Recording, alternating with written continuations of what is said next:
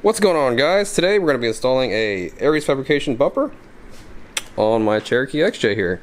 I've already pulled the front bumper off. In my last video I was installing the Aries Fabrication steering box spacer, so today it's going to be the bumper. Already unboxed everything. This is a non-winch bumper. It comes with all the hardware you're going to need, and it was packaged really well. There's a lot of good packing material here. A lot better than some of the previous bumpers that I've bought in the past, but came with some whole lot of packing materials. It's kind of a pain in the butt getting it out of the box, but that's kind of a good thing because it's not damaged at all. That's actually the box it came in. This is a shorty bumper, so it is only going to be this length right here, and it's going to expose all this area right here. I didn't really want a bumper that covered all this up or stuck out a whole lot. I wanted to kind of keep it really simple and really light, really clean. I didn't want a winch because I don't really see myself using it very much. So I really wanted the D-ring brackets mostly. That's what I wanted it for, just in case I needed to use a strap or anything like that. Here are the tie-in brackets. Everything is powder coated. This bumper is made to order, so it took about 4 weeks to get. That's including shipping, and you can actually track all of it online as it's being processed, made, powder coated. You can see when it's actually going to show up to your house. But the hardware and the instructions seem to be pretty good, and the powder coating is right on time. The welding and everything like that. I'll show you some more close-ups after I get it on the Jeep. As far as the install goes, what I know what we have to do is, of course you have to take off the front bumper, and already kind of cleaned up some of the wiring. There used to be fog lights here. I've just tucked that back in. There's actually a horn here and a horn on the other side. And you actually have a vacuum canister on that side. I've already relocated everything. I just ended up moving it inboard here. You're gonna have to extend the vacuum lines. And here's one of the horns. You're gonna have to extend the wiring here. And here's another one of the horns here. So everything is I've brought it in and cleaned it up a little bit. I'm not too sure if I'm gonna keep these brackets or not. I might paint them black and see what they look like, but all the wiring I'm going to end up stuffing it, zip tying it as high as I can. This at some point will end up coming off because I need to repair it right here. So that's going to allow me to actually probably push some of this wiring even further up. But as far as I know as the install goes, kind of looking at the directions and everything, I'm going to have to not reusing these clips, right, and not reusing the steering box bolts. It actually comes with new ones. These guys here, these three guys here. Gonna have to disconnect the sway bar. So first thing is disconnect the sway bar, take these bolts out, take these off, end up putting this bracket on. This bracket here actually goes here like this, and this bracket goes in there like that. Don't think I'm gonna be able to get it in there through this thing, so I'm gonna have to unbolt this. This is already kind of loose, and then throw the bumper on.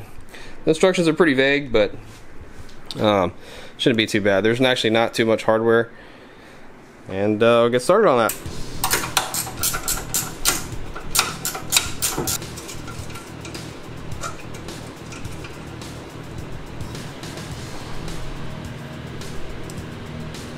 Alright, so your sway bar bolts are going to be 15 millimeter. These guys here is going to be 3 of these. They're 10 millimeter. One right here, one here, one right here. And your steering box bracket bolts, those are going to be 16 millimeter. Blah. Alright, so I'm going to go ahead and loosen this up, and then I'll go after these guys.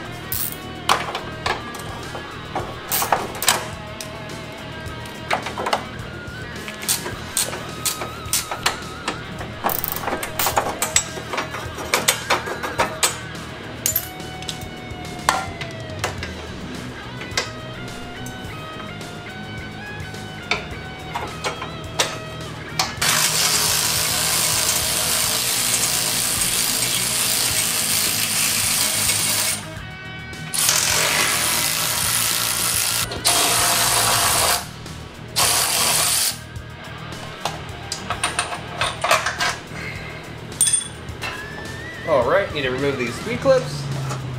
And all there is this little pin here that holds them on. Won't be reusing these. Alright. And then grab your tie-in bracket.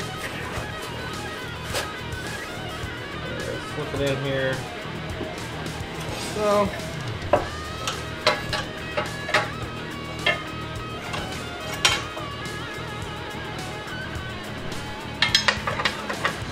The instructions actually say you can use this bolt here to hold the bracket for you.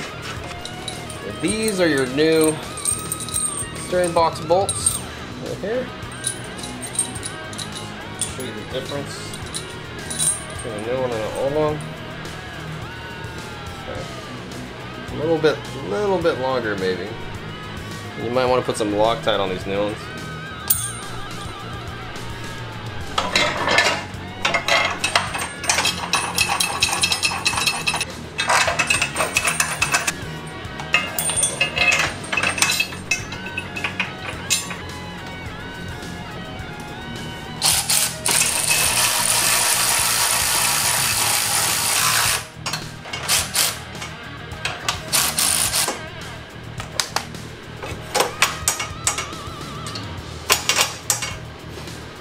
I'm just going to go ahead and tighten this back up and then install this bracket that goes right here. Alright, so I'm going to need 4 of these. Tie-in bracket goes here like this. Some of these. Put this in here right now just to hold it where I need it.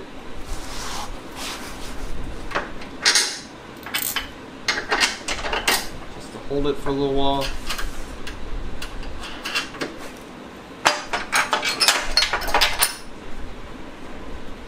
It's gonna be a little tricky.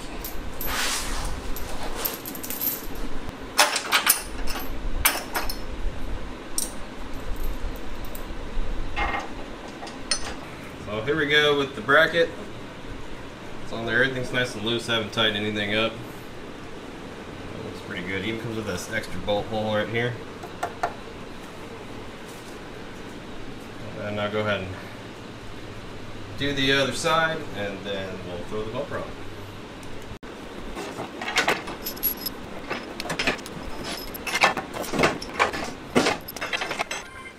Alright, so I got all the brackets installed, but everything's nice and loose. I'm going to go ahead and hook the sway bar back up and run the bolts through it. These tie-in brackets actually tie into the sway bar brackets also, so everything needs to be loose so all the bolt holes will line up.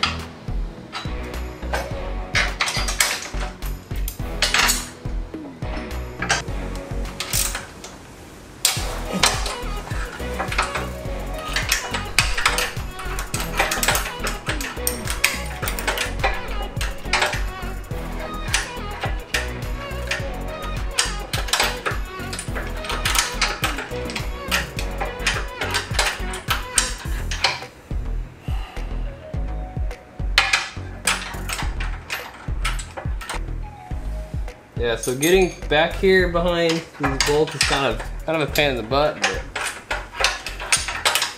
you can get it. It's just there isn't very much room up here. So once I'm gonna just tighten everything down, and then I'm pretty much done. Please consider subscribing if you haven't done so already, and you guys take care, be safe, and have a great weekend.